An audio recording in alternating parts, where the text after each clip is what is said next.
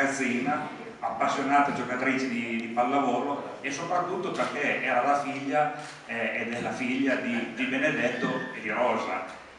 Poi l'ha persi di vista, non ho più avuto notizie. Me la ritrovo circa 2 mesi fa, ingegnere nucleare, con un dottorato di ricerca fatto all'estero, una serie di esperienze professionali all'estero e non ultima una a Padova, attualmente consulente per la ricerca e lo sviluppo alle aziende, quasi mamma, accidenti, non la conoscevo, di strada ne ha fatta veramente tanta. È uscito un articolo sulla Stampa che presentava questo libro, la cosa mi ha incuriosito e abbiamo proposto questo incontro per 2 motivi essenzialmente.